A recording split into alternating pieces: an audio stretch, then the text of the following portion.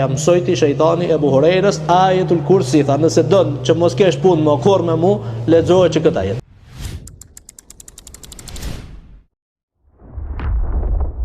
Bismillahi wassalatu wassalamu ala rasulillahi wa ba'd. Një pyetje ka ardhur, thot pyetësi çfarë të bëj nga se nuk më zen gjumi natën, ose çfarë të bëj para fjetjes që ti lehtësohet dhe ti vjen gjumi. Spari, normal që besimtari edhe besimtarja duhet që të kujdeset për dhikrin e mbrëmjes dhe mëngjesit. Ata përkujton Allahun Azza wa Jall në mbrëmje dhe në mëngjes. Mirë po, le ta përmend Allahun Azza wa Jall, le të bën tasbih Allahut Azza wa Jall. Preferohet që njeriu të shkon në gjumë para se me shku me fjet, me marr abdes. E pastaj pasi që të shkon në shtrat, të ulet dhe t'i bën do lutjet të cilat i ka praktikuar Muhammedi sallallahu alaihi wasallam. Sikurse që ka vepruar i dashuri Allahut Azza wa Jall çdo natë. Ai ka qenë i dashuri Allahut Azza wa Jall, pejgamberi i Allahut, dhe çdo natë nuk i ka lënë këtë dua.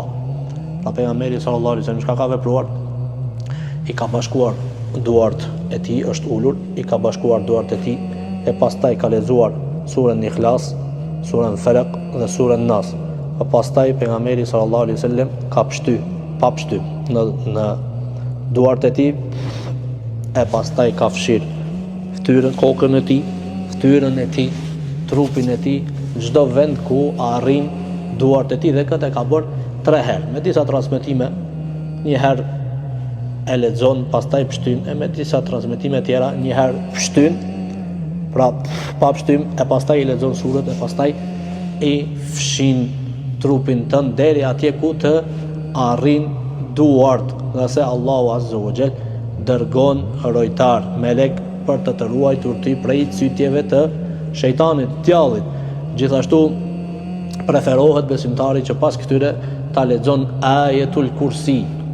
Pra Allahu la ilaha illa huwa al-hayyul qayyum la ta'khudhuhu sinatun wala nawm, deri në fund. Nga se thot pejgamberi sallallahu alaihi wasallam, ai i cili e lexon kët ajet, pra ajetul kursi, i cili është ajeti më i madh në Kur'an me vlerë, pra me peshë, më me vlerë, jo më i gjatë, por me peshë dhe me vlerë më i madh në Kur'an. Thot ai i cili e lexon kët, Allahu Azza wa Jall do t'i dërgon atij një rojtar i cili do të kujdeset dhe do ta ruan atë prej djallit deri në mëngjes, siç ka ardhur në hadithin e gjatë të Ebu Hurajrës me djallin e mallkuar kur ishte Ebu Hurajra rojtar i pasurisë së zeqatit. Kur erdhi djalli i mallkuar me vjedh prej zeqatit, dhe ja mësojti shejtani Ebu Hurajrës ajetul kursi, tha nëse don që mos kesh punë më korr me mu, lexoje që këtë ajet. Pra ajetul kursi. E pastaj vëllezër, gjithashtu preferohet që njeriu të i lexon 2 ajetet e surës të fundit të surës Baqara. 2 ajetet e fundit të surës Baqara, amana ar-rasulu, deri në fund. Thot pejgamberi sallallahu alaihi wasallam, kush i lexon këto 2 ajete, atij do t'i mjaftojnë. Ka ndryshuar mendimet e dietarëve çka do t'i mjaftojnë. Disa kanë thënë do t'i mjaftojnë nga namazi natës. Pra do ta kenë rënë sikurse me fal namaz natë. Nëse nuk ka fal namaz natë, nëse lexon këto 2 ajete, është në rregull. Disa kanë thënë se Allahu Azza wa Jall do t'i mjaftojnë, se Allahu Azza wa Jall do ta ruan nga e keqja e shejtanit, djallit, e kështu me radhë, nga çdo gjë që e dëmton atë. E pastaj preferohet gjithashtu që ta bën një dhikr të cilin ja mësoi pejgamberi sallallahu alaihi wasallam vajzës së tij Fatimës radhiyallahu ta'ala anha, kur ajo u ankua te pejgamberi sallallahu alaihi wasallam, kur ajo ankua te pejgamberi sallallahu alaihi wasallam prej punës së tepërt, derisa ishin prishur duart e saj, se ajo e blunte pra grurin me duart e saj, me mjetet e asaj kohe të cilët ishin, dhe ja kishte vrarë dorën e saj, derisa i kishin mbledh ujë duart e saj. E u ankua te pejgamberi sallallahu alaihi wasallam, tha ja Rasulullah, o baba im apo ma jep një shërptor. Mirë po kur shkoi pejgamberi sallallahu alaihi wasallam nuk ishte atje, ishte bashkëshortja e tij Aisha radhiyallahu ta'ala anha.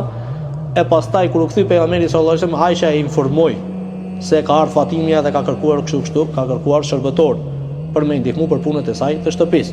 Atëherë pejgamberi sallallahu alaihi wasallam shkoi dhe trokiti në derën e vajzës së tij, hyri brenda dhe u afrua tek Aliu radiallahu ta'ala anha dhe vajza e tij dhe ju tha, a dëshiron të tregoj unë, të ta mësoj një fjalë, të ta mësoj diçka që është më e mirë se sa me pas një shërptor, një ndihmues. Atëherë pejgamberi sa tha po, atëherë pejgamberi sallallahu alaihi wasallam tha, thuaj 33 herë subhanallah, 33 herë alhamdulillah dhe 34 herë Allahu akbar, dhe do t'jepet forca për punët e nesërme dhe do të mjafton më shumë se sa një shërptor. E nëse i bën këto dhikra, nëse pastaj vazhdon me subhanallah, alhamdulillah, Allahu akbar, vazhdimisht e përmend Allahun azza wa jall 1000 herë, e sheh atë len shejtani me flet ajo. Vetëm se ka me thon flej aman, vetëm mos e përmend Allahun. Vetëm fleti, Allahu mos e përmend. Atëherë e sheh. Andaj siç ka ardhur në një transmetim sa më kujtohet te Ibn Taymija se thotë 1000 herë. Me përmend Allahun, se mbrin as ndoshta as 100-ën, Allahu alema e mbrin, vetëm se xhumi ka ardhur, Allahu e din më mirë.